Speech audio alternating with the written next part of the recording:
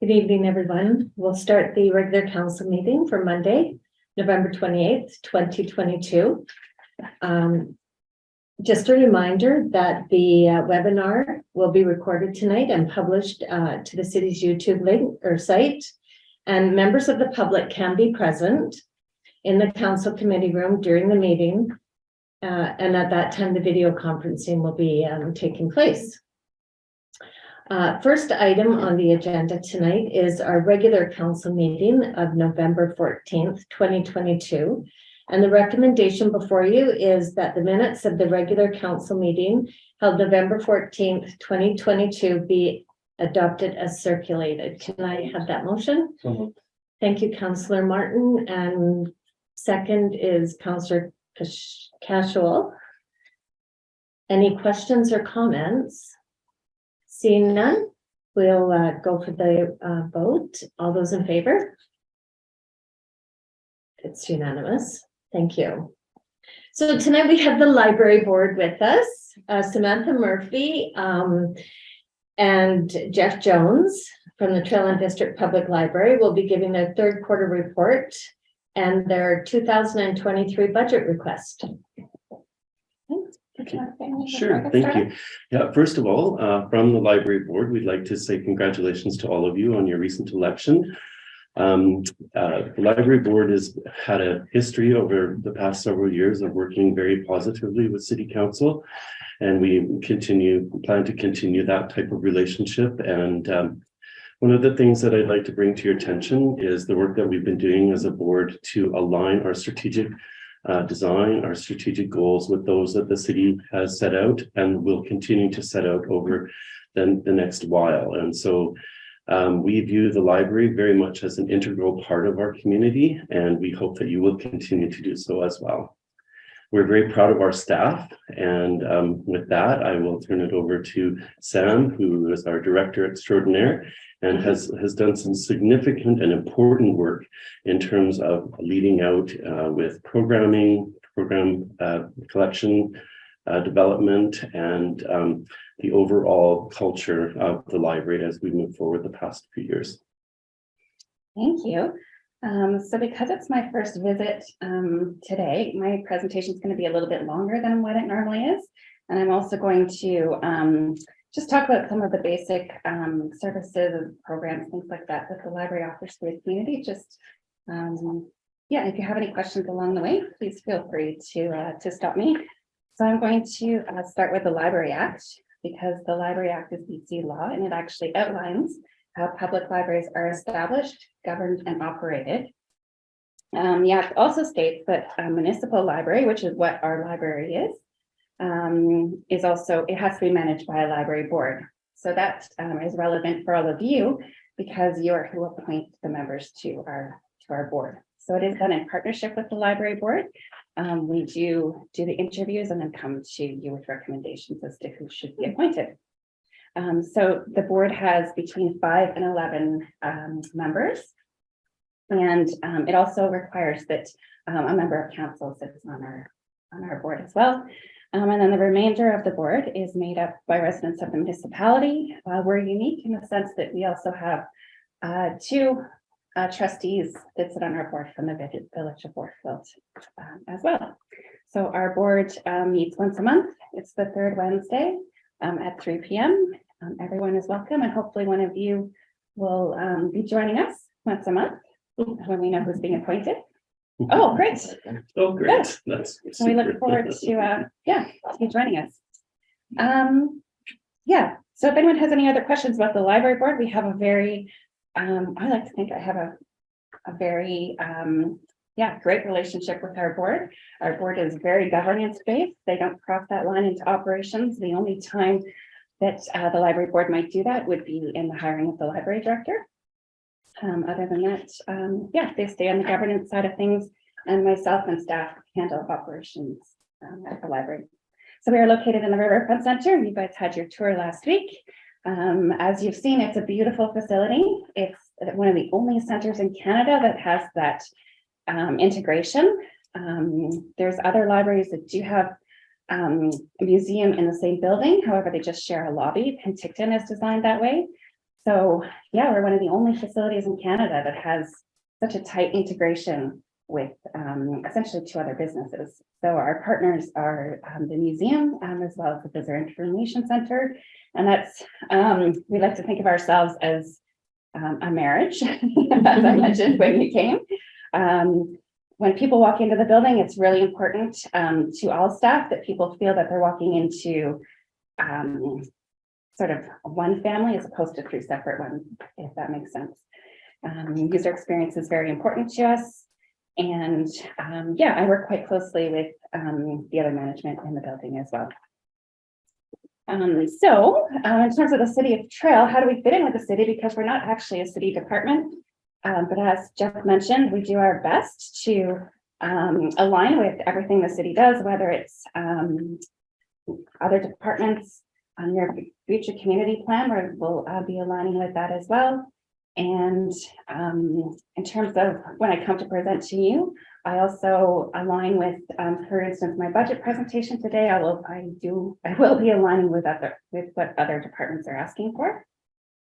I report to you similarly as other city departments. I do report quarterly, which is unique for a library. Normally, library directors come to council once, and I hopefully will see you 4 or 5 times throughout the year. When I report, I tend to align my reports with our strategic plan. And I also report to the board that way as well. I'm not going to talk too much about our strategic plan tonight, but we have just undergone a realignment, reassessment, just to make sure our plan was still relevant after COVID. So our services.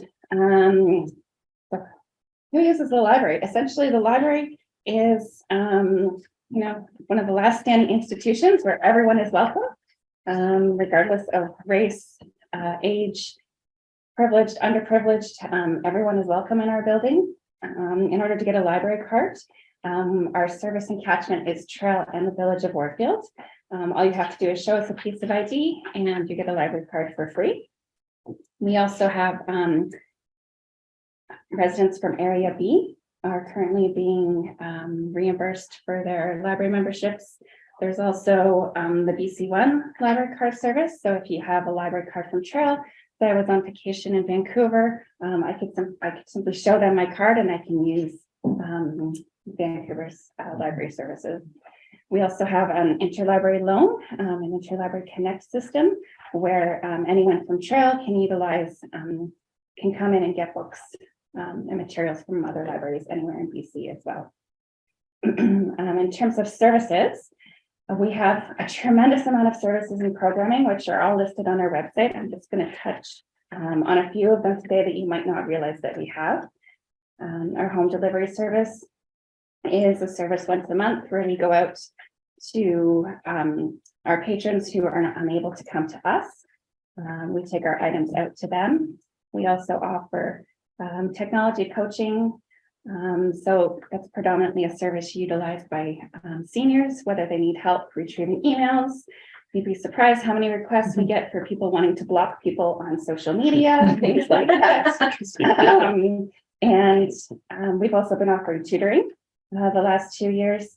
We have a vast array of online services. It's under eProducts on our website. And we also have a number of learning platforms on there as well. So it's not just, books, magazines, and audiobooks, but there's also, we have our Gale courses and LinkedIn Learning. Those are learning platforms with courses similar to what you might take something, say like at Selkirk College. So our Gale course, it's a 6-week program that you can sign up for free with your library card. And at the end of it, you'll receive a little diploma, so to speak, saying that you completed the course. And then LinkedIn Learning is more of a technology-based learning platform. In terms of programs we offer, in terms of what we offer and the variety of programs we operate much more like a larger library system than a medium library system. We're actually a medium-sized library. All of our programs are listed on our website as well. We've had tremendous success this year with our Indigenous arts and culture workshops. They've been very popular. We've also been hosting a large variety of seniors workshops. Those are in collaboration with our age friendly coordinator, Heather, and our Better at Home, which is fair, I believe. We've also been aligning with our local schools. We do a lot of technology training where the schools come to us on Tuesday morning. They use our iPads, 3D printers. So that's a great partnership there. It means they don't have to all be buying the same technology. They can come and use ours. And we also help other institutions execute their programs and workshops as well. So for instance, the Visac Gallery is going to be hosting a Procreate workshop in January, and they'll be coming and using our iPads to execute their program for that. And also, of course, quarterly, we also collaborate with the museum, and all those collaborations will be listed in my quarterly reports to you. Our partners, we have a tremendous amount. We've put a lot of effort into working with as many community partners as we could over the last 2 years. So that includes YAM, Sanctuary, the Trail Arts Council. We collaborated with Tech just recently. We participate in all the City of Trails events, the Skill Center, Seaball Senior Centers. So hopefully you'll hear our name come up quite a bit when our community partners come to visit you. And then of course our staff. I wanted to mention our staff because we have our staff. I always feel they need to be commended for all the hard work they do.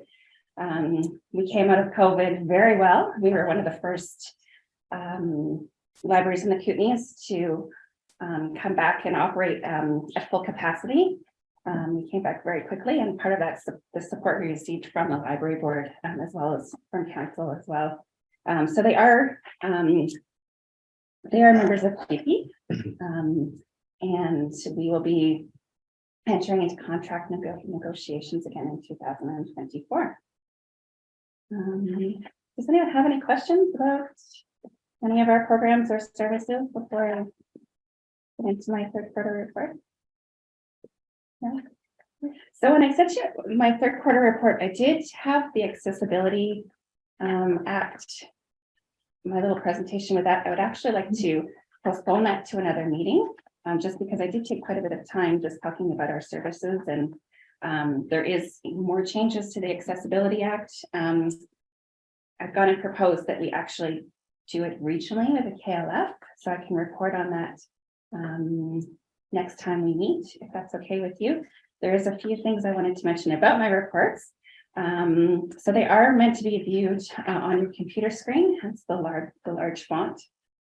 I have created sort of what I call a dashboard, or like library at a glance, the first page where a lot of the statistics are posted.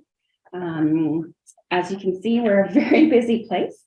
Last quarter, we had in-person visits for the Riverfront Center. So that's the entire center, was almost 20,000. And approximately of those visits, 17,435 of them were people visiting the library. We're currently seeing visits of between 250 and 300 people a day right now. It's been very busy. We have, I also have my program statistics listed on there. So we only had 4 virtual programs, which 15 people participated, 98 programs, in-person programs, and 1,521 people were part of them. Our physical circulation, we have been breaking our records for physical circulation. Our highest records to date were set in 2019, and continuously, month after month this year, we've been breaking those records. Last quarter, we circulated 15,649 physical items and 3,393. And back in October, we actually broke our electronic circulation again with over 1,500 in just 1 month. So yeah, we have lots to be proud of this year. We thought once COVID restrictions were lifted, we weren't sure if we were going to have to try and, would people be going out and doing other things? But it's actually worked out in our favor. So on the front page, I also include current library board members and staff members as well. In terms of the report itself, I just wanted to quickly talk about the COVID funding.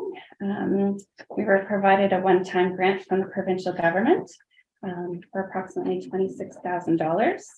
Because we received so much support from the city during COVID, I wanted to ensure that some of that money went back into the Riverfront Center. And so we took almost $17,000 of that money and contributed to enclosing the alcove in the rear of the Riverfront Center there for storage. We have a fabulous building, but it has very limited storage. So hopefully that will help all of our partners in the building. And there's also, since I wrote the report, our children's computers downstairs, we call them early literacy stations, are on their last legs. So we have spent a portion of that money purchasing new computers. They're very expensive. They're $7,000 for two of them. So yeah, we've spent some of that money on that as well. Yeah, in terms of circulation, again, you'll see approximately 83% of our circulation were from our trail and Warfield residences. Summer programming, I won't get into summer reading club too much because I'll come and report on that in second quarter, but we had 2 students host 48 programs with 767 people attending. They earned every penny this summer. The summer reading club is a free literacy program that's designed for school-age children. And it's supposed to be fun, educational, and community minded and help make going back to school in September a little bit easier to sort of bridge that gap a little bit. And yeah, does anyone have any other questions on the report or anything else they'd like me to touch upon?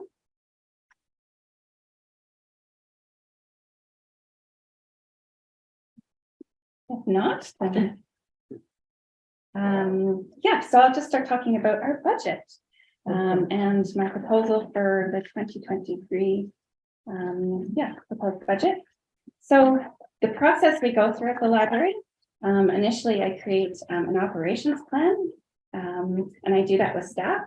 So it's based upon the 4 focus areas of our strategic plan. I did not include that in my report to you guys. If anyone would like to talk about it or see it, you're more than welcome to come and ask. But essentially, it's everything we would like to do in the year broken out into each quarter, and the focus areas are the goals of our plan. So I create that, and then I also create the proposed budget, and I take that to the library board's finance committee. I take any recommendations from the finance committee, and then we take the proposed budget to the library board. So the budget that you are seeing here today has been passed by the library board. In the left-hand column, there is the 2022 budget. There was 2 small deviations from that budget back in. One was there was $8,000, and I'm calling capital expenses. We were victim to supply chain issues, just like a lot of other industries. So we had $8,000 in was encumbered, so to speak, that didn't get to us in time by the end of the year. And then there was also a small surplus in staffing, which we took that money and purchased a 5-year Userful contract. Userful is the software that fuels our public computers, which I'm very glad we did, because with inflation now, everything's gotten much more expensive. So those were in my 2023 proposed budget, I was asking for an increase of 4% from the Village of Trail, as well as from the City of Trail and the Village of Warfield, to simply help us keep up with inflation. That's very similar to what other departments in the city are asking for, is my understanding. Other revenue sources from towards the library are grants. We do get a grant from the provincial government, which is only just under $60,000. Non-resident fees, they're $75 each. We receive a small amount of income from them, book replacements, donations, things like that as well. In terms of expenses, the staff are our largest expense. They will be receiving a 2% increase this year as our QP contract. There's also money included in there for accessibility compliance, which is new. We're members of ABC PLD. They do a lot of advocacy work for us. So all of our membership fees for those different organizations are in there as well. increases to postage, copier, overdrive is where we have to go and purchase our books. And ebooks are actually very expensive. I could purchase a hardcover book from the library for $50, and it could be in our collection for 10 years. Whereas I could purchase that same book on overdrive and I might only have it for 2 years before I have to reissue it, and I could pay up to $80 American for it. So it's very expensive, and we're going to have to, in the next few years, for various reasons, whether it's accessibility, the environment, or simply the amount of books we're actually allowed to store, like have the ability to store, more and more of our collections will have to start being focused on online platforms. Financial and legal, there was some larger increases in that. Our Grant Thornton does our audit for us, very similar to the city. And there was some significant increases in what they charged us. And in terms of capital expenses, there's a lot of talk that there will be a shortage, a paper shortage. We are responsible for a lot of paper in our building, and we've seen it in our copier costs and stuff already. So we're into capital expenses. That's where a lot of the increased expense is going to go, as well as SICA, which is our library operating system. There's been increases to that as well. So this is all broken down into very fine detail, which I'm happy to share with anyone if you're ever curious. The only other, we have some deferred revenue for our big technology upgrade that will be happening over the next few years. We have almost $60,000 for that, the userful agreement, which I mentioned earlier, and then there'll also be some deferred revenue this year from different grants that weren't quite completed next year. So I've just broken down this. There's a summary there of the operating grants we received from the provincial government. And for future considerations, there's our QP contract, which will be in 2024. So I hope that's enough detail for everyone. That was great. Thank you, Sam and Jeff. Any questions for Samantha and Jeff? No, but thank you. Yes. Thanks. Thank Please you. come by and visit anytime. Tour the other day. Pardon me? Tour was lovely. Mhm. That's great. Yeah. And if you don't have a library card, they are free. Mhm. You're welcome to drop by and get a library card. So, That's great, you guys. That was a great report. Yeah, and thank you for the ongoing support we received. Since the bylaw officer has been implemented for the city, I must say it's I can't say enough good things. It's been very helpful, especially at times like this where the cold weather is settling in, and we have a lot of our under-resourced community members that don't have anywhere to go. Does he come in there and help you guys? He will if we need him. Oh, nice. Eh? Staff over the last 2 years, we've done a tremendous amount of work in getting confidence in dealing with different types of community members and anything, so we're not calling your CMP Mhm. or we're much more capable of dealing with situations on our own now. So much so that now other community libraries are turning to us for how well we've been doing with Oh, that's over the great. last 2 years. Nice. Yeah. I think we can all be very proud of our library and appreciative of the work that's gone on over years to locate the library where it is in such a beautiful space, and to align it with the museum, add so many different dimensions to what we can offer into our community. It's something that Trail can stand very proud of, I think. I agree. I agree. Well, Yeah, it's great. I Beth, just want to say thank you for the report. It was really, it was a beautiful report, and it was, I think, our first report as a council, so I hope they're all as nice as. Oh, Set the bar high. and if there's ever anything you want to see in my reports, please reach out and let me know. I'm not, we kind of call them celebration reports because we have a lot go on in our little building, And if there's ever anything you want me to report in greater detail, and I'm always happy to. But I know you guys are busy and I usually only have 10 minutes, so. Well, this is great. Awesome. Thank you Great. guys Thanks for so the much. work that you do. Thank you very Thanks much. for letting me go first. And welcome. Thank you. Thank you very much. Thank Look you. forward to it.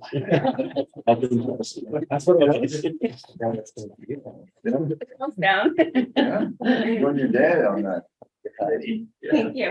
See you. Thank you, guys. Thank you very much. Take care. So you guys. take Okay, care. so, we have a recommendation before you. And the recommendation is that the Trail and District Public Library, Public Library 2022 third quarter report be received for information and that the budget request be received as circulated. Thank you, Beth. A seconder, Doug or Counselor Wilson. All those, any questions or comments? No? All those in favor? Unanimous. Thank you. Thank you very much. So our second delegation is from BC Housing. Is there anybody outside? I'll check. Doug? We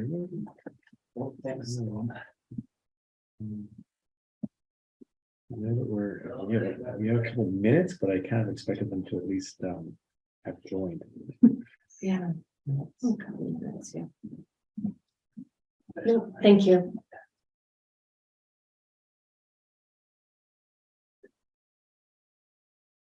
So we'll just as for while we're kind of waiting for BC Housing, hopefully to join us.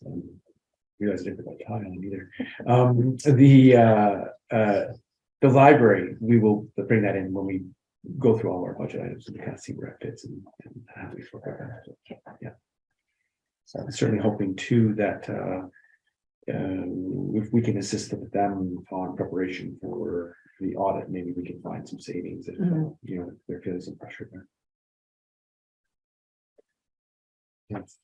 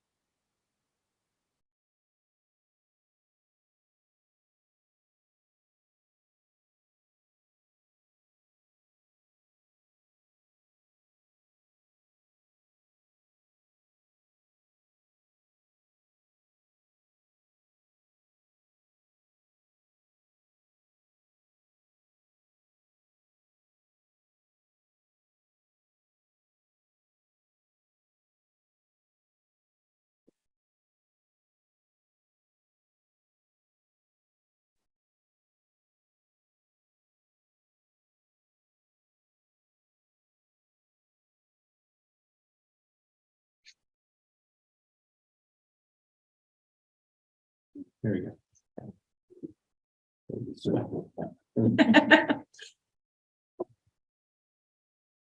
Mr. Baker, you can hear us? Yep, I can hear you. Can you hear me? Yes. Great. Will others be joining you or is it just you tonight? Yes, the net will be here in 1 second. Thanks. Looks like no snow down where you are. Not yet. I hear it's rolling in right now. Oh.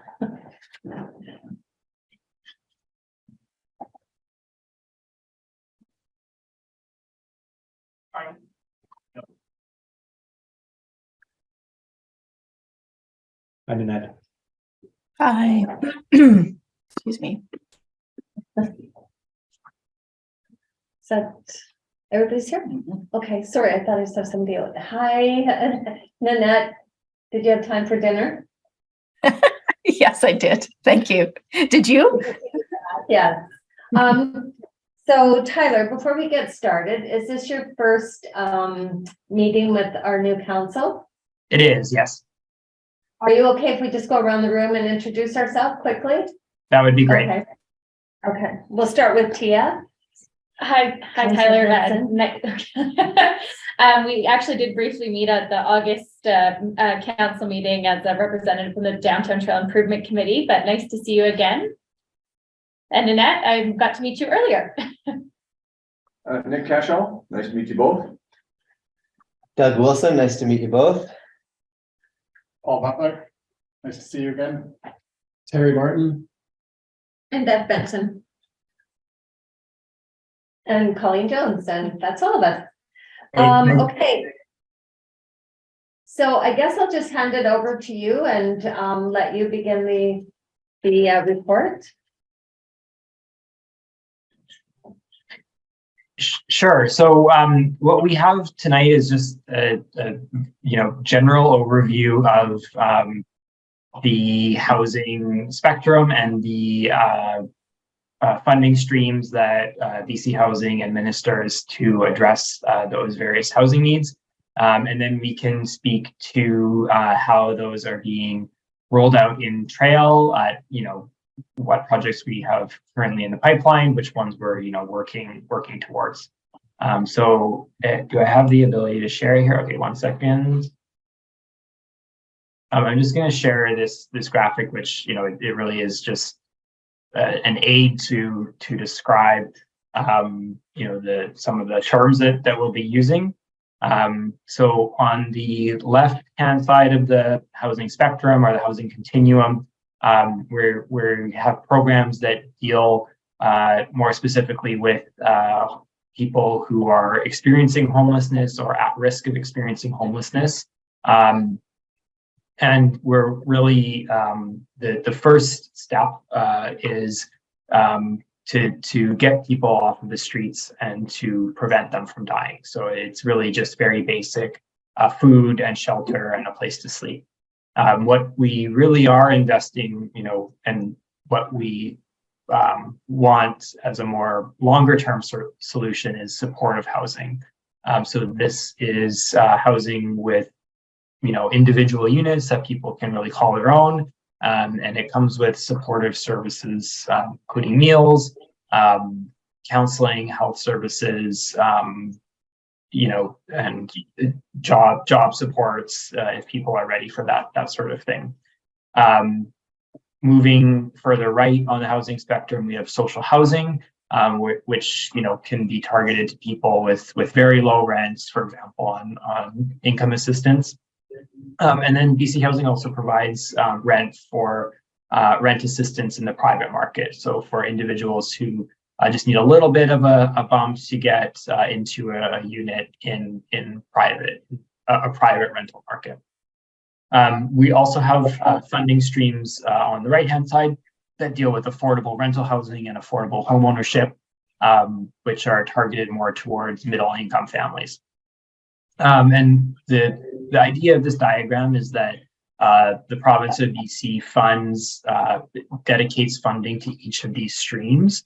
And the structure of these funding programs is a bit different depending on what the target is. So on the furthest left in the blue, those programs, BC Housing generally is delivers those directly, and we are the owner of those types of projects in the end. Rent assistance in the private market, all we're doing is funneling the money to the individual who goes out and rents themselves. On the other hand side of the spectrum, we function more as the lender or the financer. Some of the affordable rental housing, depending on the structure, comes with an ongoing subsidy to maintain the rents at an affordable rate. Some of them that are more targeted towards middle-income families, we really are just act like a bank and provide low-interest financing so that a developer can build in, a small amount of affordability that helps with targeting to a middle-income family, and similarly affordable homeownership programs as well. So what we talk about the most with councils around the province is the programs that address homelessness. So we wanted to just mention briefly, understanding pathways to homelessness and how individuals end up in homelessness and how our services react to that. So can I turn it over to you, Nanette? Sure. Thank you. Thanks, Tyler.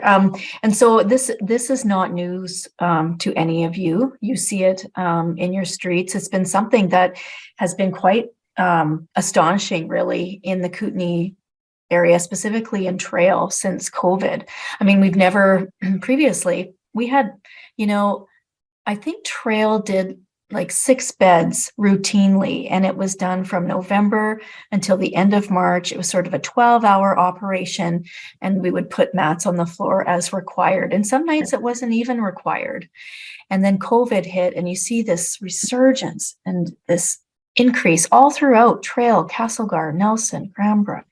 All of the requests and the very visible nature of homelessness. And I have to guess that people were there even maybe just precariously housed. And then with the change in some of the economic conditions and things like that, you have people who now no longer have homes and are suffering outside. And so, you know, in terms of structural factors, it could be a whole host of issues. We have a number of poverty is the main one. People just don't have the money to afford their particular rental. Individual relationship factors. It could be, we see many people who live in our shelters who have suffered a job loss, or who suffered a marital breakdown, or who have experienced trauma in one form or another, who have been the victim of residential schools, who are a victim of aging out of foster care, for example. So it could be a whole host of issues there.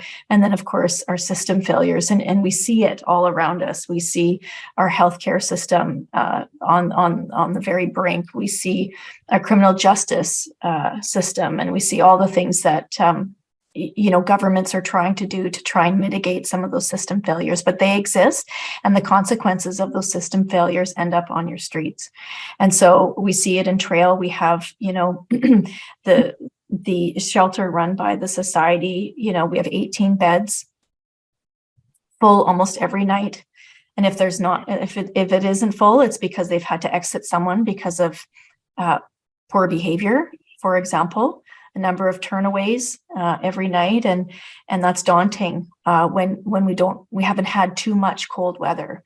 There is a lack of winter surge capacity at the shelter, and so, you know, we've understood that this particular location is not the most ideal, just because you cannot expand, and you also have the immediate impacts of the neighborhood and the being embedded in commercial space isn't conducive many times to supporting both spectrums, either talking about the unhoused or the people in the business community. And the fact is, you need a vibrant business community to have a strong community. So we're well aware of that. So that's sort of some of the circumstances happening right now in Trail, and not just Trail. I mean, it's happening all across the province, all across the country, in fact.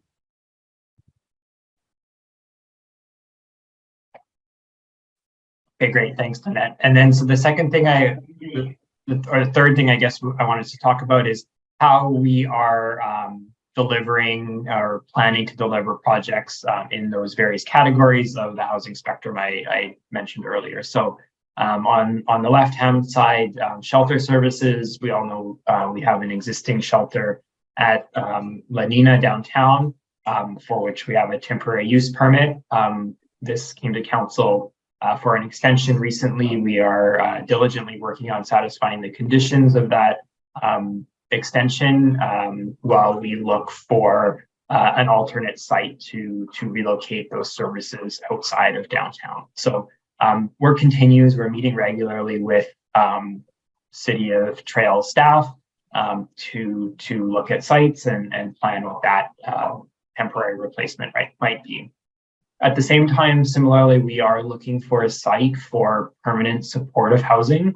As I said, that really is where BC Housing in the province is dedicating the most of its resources. We sort of see shelters as an interim solution. If they're not housing, it's a shelter. And what we're really trying to deliver on is housing for people.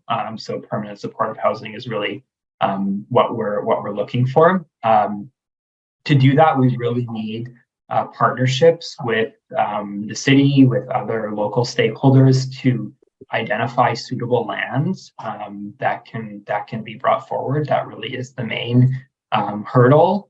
We've looked at a number of sites in Trail. For one reason or another, they haven't panned out. So we continue the search for that. As I said, we meet monthly, Colin, is it, to just brainstorm things that come up, look at listings, see if they're viable. And that continues. As Nanette said, this really is a challenge across the region. And we're really playing this game in a number of places, but we are trying to be responsive to the needs of the local community in looking for this. So, some sites just really aren't suitable. So we have to kind of, dismiss those. And other sites, they might not be available. They might not be within our price range. So, there's lots of things that we kind of have to consider. So, we're confident that with time, we will be able to get something in trail for permanent supportive housing. Further along the housing spectrum, we are working on projects in trail that are underway. We have a seniors housing project under the Community Housing Fund, which delivers low end of market rental units. And similarly, those projects require strong partnerships with the city and with the community. Projects under that funding stream, which is the either end of the rental supplements, if you remember the diagram. So either affordable housing or subsidized housing. Those are delivered under the Community Housing Fund, and those projects are proposed and ultimately owned by a nonprofit housing society. So we have to work closely with that sector to build up their capacity to identify these projects and bring them forward. And they would be looking to work with the city again to possibly identify land that are possible for those projects.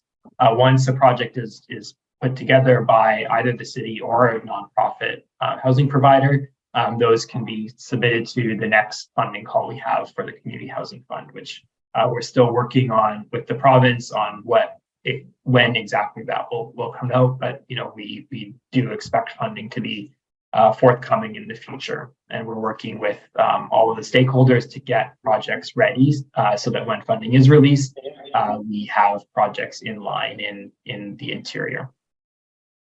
So that's all Nanette and I had this evening, but we're happy to take questions from Mayor and Council if you have any for us. Oh, Nanette?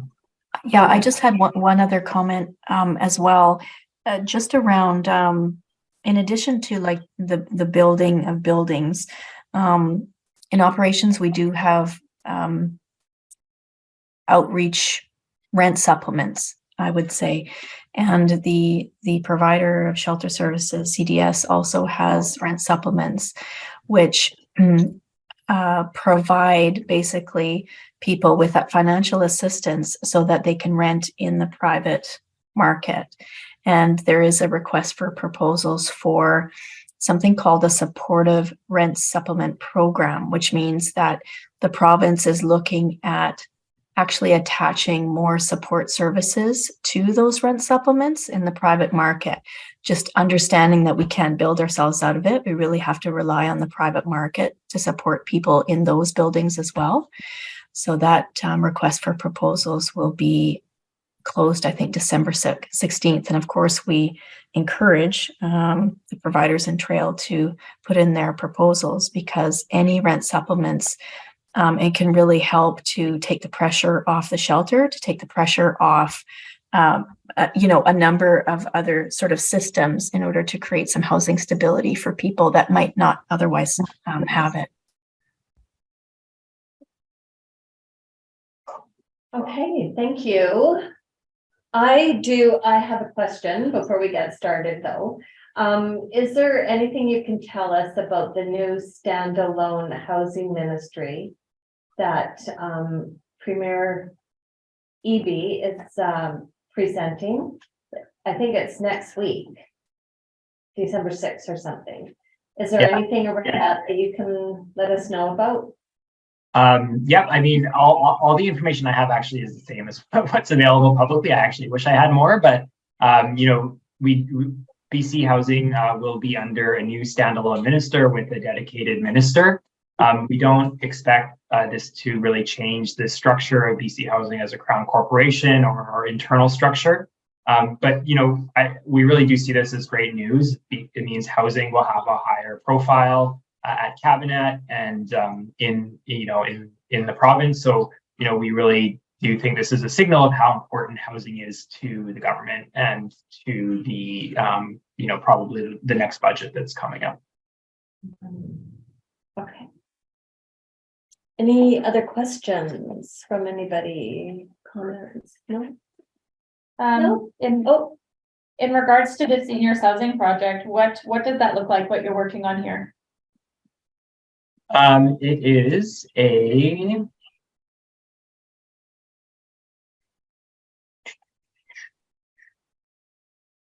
8-unit project for seniors. Planning is underway. It's under the Community Housing Fund, which is the one that I mentioned that the Housing Society ultimately owns the project. And the society there is the Trail and District Senior Citizens Villas Society. So it's a project that we are working on getting through the planning stages at the moment.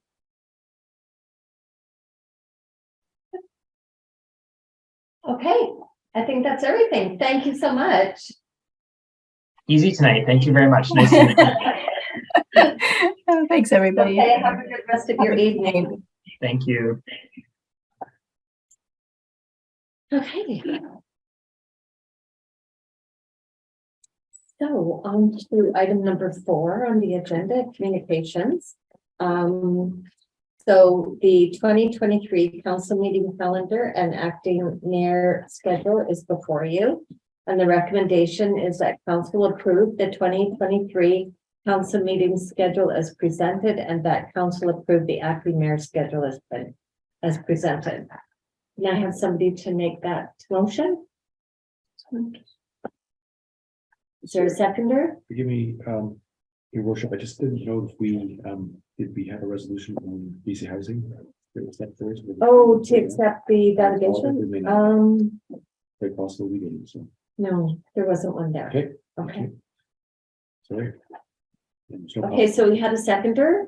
Okay, any questions or comments on the? I'd like to make an amendment to the schedule for acting mayor. When we were given our request for availability, I think there must have been potentially a misunderstanding of people's availability. And one of the months that I'm away, it's actually the month that I'm been delegated for that position. And I would like to make a recommendation or an amendment to it that it is switched with another councillor that is willing to switch for this month, What month is it? Yeah. March. Do we have a motion for that amendment then? A motion to switch Councillor Martin in April for my March. Yes. Okay, and I think I did mention on that schedule, though, if there was any changes, it was, yeah, we were flexible with switching them, so that's great, yeah. So just so I have Thanks this for correct, doing so, Councillor Martin will now take March. And Councillor Hanson will be in April. And other than that, the rest of it is fine, so get, maybe we can have a motion, to accept the calendar as amended. Yeah, so Councillor Martin and Councillor. And then, sorry. Oh, that's okay. So where are you? So I've got a seconder and we have a motion brought forward by Councillor Butler, second by Councillor Paschal to accept the council calendar as amended, where we have Councillor Hanson moving to April from March. Right, and okay, Councillor Martin moving from March to April. thank you. April to March. Okay, so there is a couple of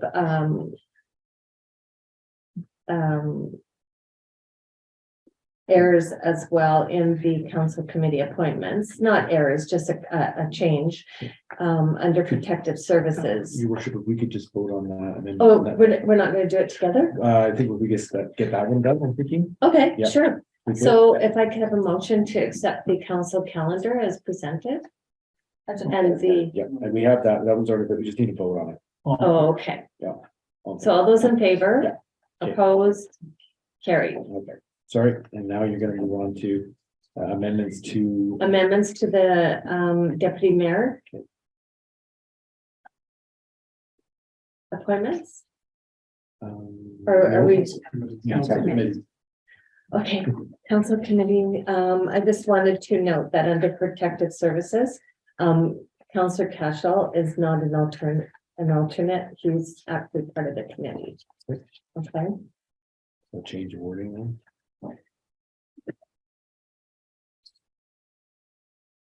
okay. So can I get a motion to move the report on the 2023 committee appointments? So Second, thank you. All those in favor? Carried, thank you. Okay, that was a little bit confusing. That's okay. So on the, item number 4 is the council committee appointments. So the recommendation before you is that council appoints Councillor Cashel to the Trail and District Public Library Board, and that council approves the council committee appointments list as presented. So moved. Thank you, Paul and Tia. All those in favor? None opposed, so it's carried. Congratulations. Thank you very much. There's no bylaws tonight that I can see, so we'll just move on to the council committee reports. And Councillor Benson. Thank you first. Thank you, Eureka. On behalf of council, Councillor Wilson and I attended the Louis Riel banquet at the Trail Legion. We were invited by Mark Servatius and her team, and we had a really great time. Councillor Wilson was much more luckier than I in the raffles, but that's okay. We were treated to a wonderful turkey dinner and we had a great time representing all of you. And that's my report. Thank you. Any questions or comments for Councillor Benson? Okay, we'll move on to Councillor Butler. Thank you, Mayor Jones. On the 17th of November, along with Councillor Hanson, I attended the monthly LCC TDS meeting. On the 23rd of November, along with the rest of council, I toured the city parks and recreation facilities. I'd like to thank Tricia Davidson, Mr. Baker for their excellent tour of these city-owned facilities. On the 24th of November, I attended the Community Futures Trail Christmas Open House. It was an excellent event, and it was very nice to see so many from our local business community out networking. As well, Mayor Jones, Councillor Cashel, and myself met with Sergeant Rusinovich to discuss the recent provincial announcement regarding RCMP funding. Councillor Cashel will share more information in his reporting tonight. And as a reminder to the community, the Santa Claus Parade is coming to town on the 10th of December, and I look forward to participating in the event. I'd like to thank Andrea Jolly and all city staff in advance for all their hard work. I know it takes a lot to bring these events on, put them together. And it's nice to see us back after COVID as well. I'm sure we'll be sick of saying that soon. And I'm sure it'll be fantastic to see Mr. and Mrs. Claus. That is my report. Thank you. Thank you, Councillor Butler. Any questions or comments? Okay, thank you. Next up is Councillor Cashel. Thank you, Your Worship. To follow up on Councillor Butler's commentary there. On November the 24th, I attended a meeting with Mayor Jones, Sergeant Rusinovich, CAO McClure, and Councillor Butler, and originally discussed the $230 million promise from the BC government to bolster rural detachment with staffing. But I'm not going to follow up on that because Mayor Jones is going to be taking the lead on that and doing the follow-up. Sergeant Rusinovich was kind enough to show up. He opened up his book and he was very forthright and very open and honest in his disclosure. We talked a bit about staffing. So to begin, I'll say that the Trail Detachment is a regional or a district detachment which has 22 police officers. Out of the 22 police officers, 14 are paid by the municipal contract with the City of Trail. So they're municipally funded RCP members, and the remaining 8 are paid for by the province. Because it's a district attachment that takes in an area that goes out, I think it's called Park Siding, out past Fruitvale. It goes all the way to the Paulson Bridge. It takes in 2 US borders, 2 Canadian US borders. The city of Janelle and 5 other municipalities, there's about 23,000 people in this area. So it's a very large area. And, you know, the obstacle faced by Sergeant Wasinowicz and his team is staffing. And this is a thing that's been brought up in the past. It's a national staffing issue. It's not something that Sergeant Wasinowicz can control locally, and it's nothing that City Council has any control over. But that being said, I think it's important for us to know where we're at with staffing. And the positive thing that came out of that meeting was that we're getting 2 new recruits. One is going to start this week and one's going to be starting soon, and they're going to be replacing 2 people that have been on long-term disability. So that was great news. Out of the current detachment standing, we're at about 55%. Out of 18 constables that are expected to show up in uniform to work a full rotation, we've got 8. 2 are in the city as just office staff doing whatever they can administratively. But this is something that, you know, that obviously is burdensome, not only in Sergeant Wasinowicz, but for those members that do show up. It's giving them a tremendous extra workload. One of the problems in the staffing issue is long-term disability with the RCMP. There is no cutoff. Members can stay on medical leave indefinitely. And that includes up to several years if the case may be.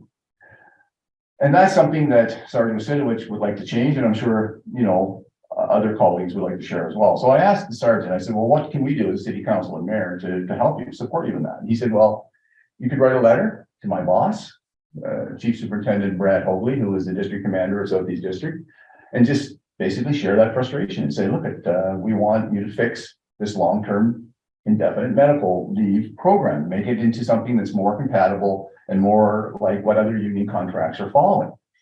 So I'm going to make a resolution to that at some point, if I'm allowed, that we do that. The city staff write a letter, basically to Staff Sergeant Hogley. Now, he's on the RCMP bargaining committee. He sits across the table from the Treasury Board and just say, look, as a municipality, we're tired of not being able to have our detachment up to full complement, up to full strength.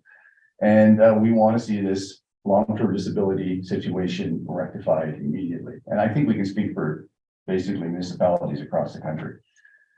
So I don't know how that motion would be put forward, but I'd like to make that at some point that we do write that letter.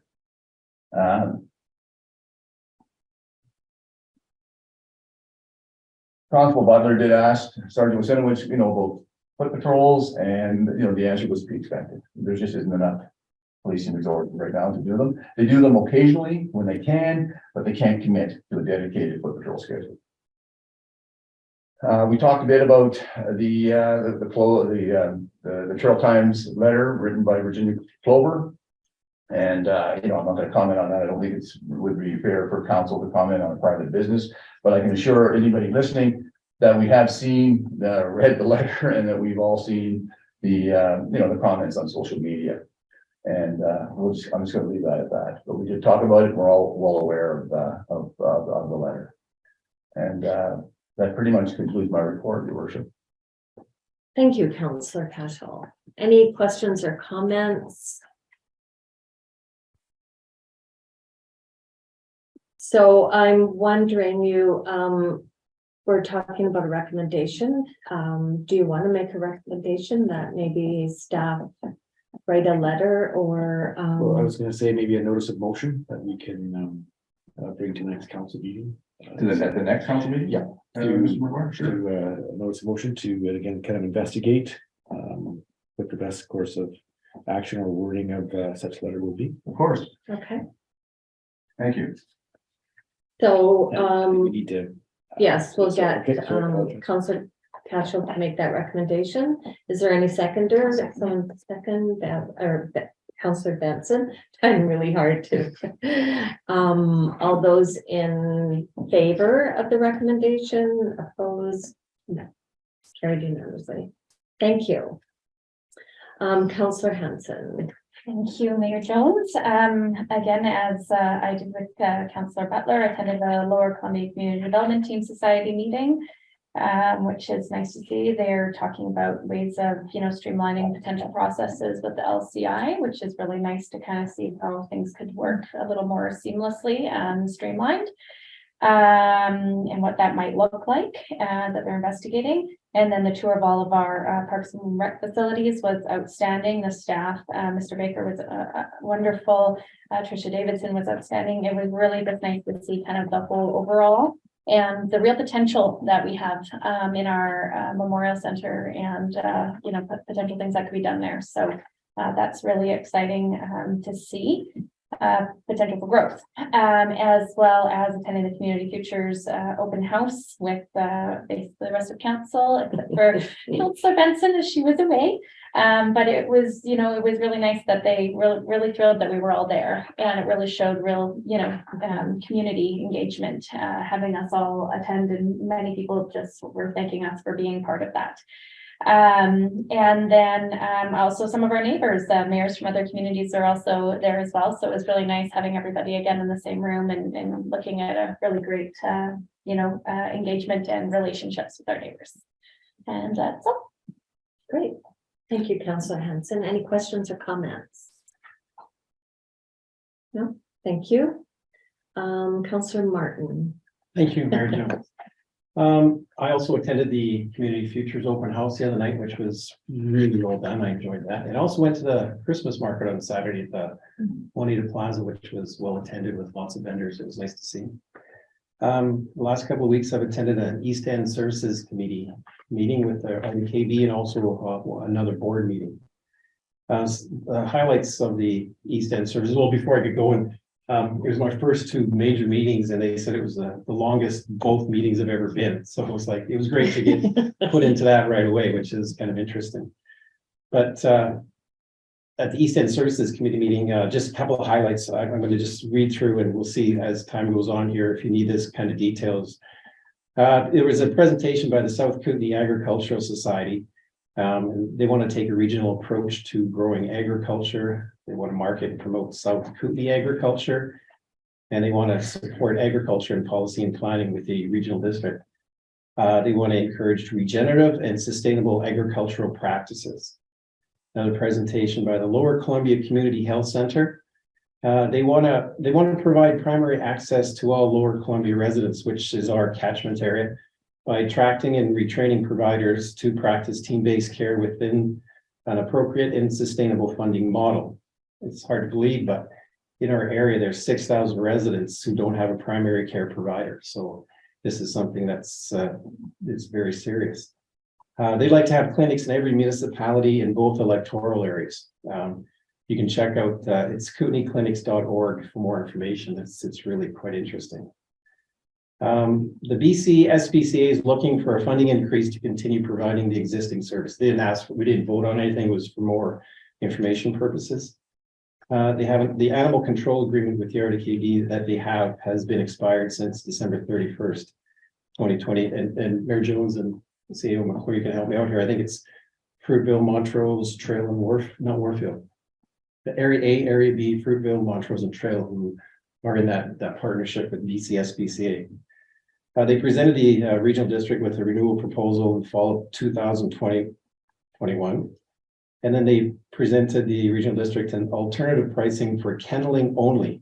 And kenneling only is just the animals in the shelter, not the actual response. They informed the regional district on August 17th that if a contract was not renewed by October 1st of 2022, they could no longer provide the full animal control service and downgrade to a kenneling only service. So now the SPCA has provided 3 months notice that as of February 3rd, 2023, the kenneling only service will be provided. The East End Services Committee has asked for more detailed budget from them detailing all sources of revenue.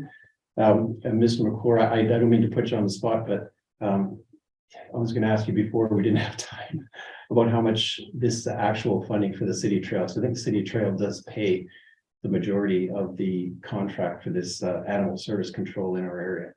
Because it's based on assessed value, that would be my sense. And because of the different partners, I'm not sure what exactly the split is, but I can certainly find out. Okay, thank you. I appreciate that. So the next, we won't get into this one, but there's a presentation by the LCC, DTS, and the LCIC. Boy, I'm learning these acronyms. The Lower Columbia Community Development Team Society, which councillors Hanson and Butler attended, I believe. And then the Lower Columbia Initiatives Corporation. They talked about all the work they've completed or currently working on, battery feasibility study, the connectivity study, the land development strategy, and the Juanita border crossing, and in discussions with the United States. They're also requesting a funding increase from the regional district, again, just for awareness purposes only. There's nothing voted upon. And I had something written down here about requesting a representative from the city of Trail, but I think that's been looked after with the committee appointments. I was also appointed to the Regional Transit Committee along with directors Linda Worley and Steve Morissette. Mary Jones, that's it for my report. Thank you. Thank you, Councillor Martin. Any questions or comments? Okay, Councillor Wilson. You know, I have nothing to report that hasn't already been said, Your Worship, so thank you. Okay, thank you, Councillor Wilson. Okay, on to my report. I too attended most of the events that quite a few of you did and enjoyed them all as you had. Just a couple of things that I wanted to talk about when I had actually, thank God for Zoom, because when I was in Fort McMurray, I did 2 or 3 Zoom meetings up there. And one of the meetings that I attended was with Community Futures and the Downtown Initiatives Committee and the LCIC to talk about ideas for a program, a new program that's coming forward. And it was the Rural Economic Diversification and Infrastructure Program. And it appears to be a great program that can help smaller communities such as Trail with economic diversity, economic capacity, and helps with economic development. And it also will help those communities that have a forest impact transition. You know, the ones that are forest dependent, of course. Applications are open as of today, and this group is developing some applications to support economic development in Trail. And November 17th, I attended a Zoom meeting with other mayors in the area and stakeholders, some community and international stakeholders, that Celgar had some very important information to share with local government. And the new CEO from Mercer International was actually on the call. There was 193 of us altogether. So it was a pretty important call. Celgar will be going through a bit of a slowdown right now in the next little while because of their low fiber inventory. And the low inventory is caused from several years of the mountain beetle epidemic, forest fires, government policies, and just changes in the dynamics of the forest industry. But they're saying that during this slowdown, they're just asking for local communities support and understanding while they go through this. And if anybody has any questions, just reach out to them and they'll be happy to let you know exactly what's going through. None of their employees will be laid off at this time. They're going to try and work around that. So it's just information for the community so people are a little bit more understanding of what's happening. Because usually when you hear about a slowdown, you get worried about, jobs. And so it was a very, very interesting call. And I was happy to be on it because it does affect our area as well. It was really important. I also attended the full day orientation work site visits of different facilities. And in the afternoon, we did a more council orientation and had really good discussion on council procedures, which I really appreciated. And I wanted to take this time to help to thank our CAO, Colin McClure, for doing that for us and setting it up. It was really appreciated from council. And I hope I can speak on their behalf with that. I also want to thank staff for the work that they do and the commitment that they showed when we were touring the facilities. They're so committed to their jobs and the community. It was just great to see. So a big thanks to them. And I want to thank council for being a part of this too. You guys are always ready to get in there and learn everything. And I think it's just really great. And it's great to be able to have such an open dialogue about issues and questions, that we have going through this process, and just, everybody being new to council. And yeah, it just feels really good moving forward that we can talk to each other about issues. Recording in progress. I also had the opportunity to meet with Thompson Hickey, the general manager of Trail Tech Operations. And that was really good. It was just a meet and greet and get to know each other. And, we committed that we would do this every couple of months just to check in and see what was going on with the city and with tech. And I thought that was really, I was really happy to be a part of that. I too want to mention the Christmas market. It was amazing. The first day they had 4,300 people there. Is that I don't know what the numbers were on Sunday, but it was great to see so many people just out and being able to enjoy the market. And the vendors were so excited to have their products there. It was really good for the mall. You couldn't find a parking place. They at one point were going to ask AM4 to move their cars down into the lower parking lot so they could take up the upper one. So it was good to see. There was lots of excitement. And that's my report. Any questions or comments or? Okay, thank you. So do I have to get a motion to accept the reports? Sorry, I don't see one here. I just, I don't think I do. No. Okay. Thank you. There's nothing under the consent agenda. Is there any new business? Seeing none? Okay. We will move on to department reports. So, we have before you the bylaw enforcement department report for October 2022. And the recommendation is to receive this report for information. Can I have somebody to make that recommendation?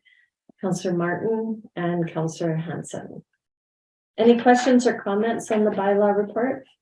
I just have one question on it, and it's maybe just me, but under the traffic enforcement, there's a traffic bylaw violations issued, and then brackets bylaw officer, and then the same below but without bylaw officer. What is the difference? Well, Councillor Benson, I'll have to find out. Okay. Yes. And your worship, I did have one question. Sure. It just says, if I can peek in here. Yep. Under the category homeless, 26 violations, which is obviously the biggest one on the tally sheet. Just discussion with my colleagues and Mayor Jones and CAO McClure, would it be beneficial to have that broken down maybe into some subcategories? Because that seems like a very generic category that probably applies, but really doesn't, I don't think, tell us maybe exactly what's involved there. With the magnitude of each one, right? Well, yeah, exactly. I Like understand. maybe we could have, 2 or 3 subsections there or something. I don't want to make it ownership. I know we have city staff that are already overworked, and I know our bylaw officers are taxed to the max. So I don't want to make that more work for them. But in the same token, when I read this report, it might be helpful for us to kind of have an idea as to what kind of complaints they are. Thank you. Your worship. Yeah, thank you. Councillor Butler, did you have a comment on that? Sorry. No, I mean, I could discuss later, but I really it has to be phone calls to the city hall regarding making sure these decisions. Okay. Thank you. It can be a magnitude, but it's a fraction. And even tonight, Samantha Murphy from the library board mentioned that they will call the bylaw officer to walk them to their car or help with a situation. I bet that's probably one of them, but. Thank you. I have a suspicion that the traffic bylaw violations issued will be parking tickets. That's what I think. Mm, And then the one with brackets bylaw, maybe like kind of more like. I'd be like maybe parking too long or. Okay. or parking, with snow. Maybe changes for what side of the street and stuff like that, but I will find out. Okay, so I think we moved and seconded that. Okay, We have a call, sorry, did we move and second that? I don't know. Yeah. Counselor Martin. What did- No, Counselor Yeah. Johnson. Pardon? I second it. yeah, thank you. Thank you, guys. So next is adjournment, So not be debated. Counselor Butler, thank you. Thanks, everyone.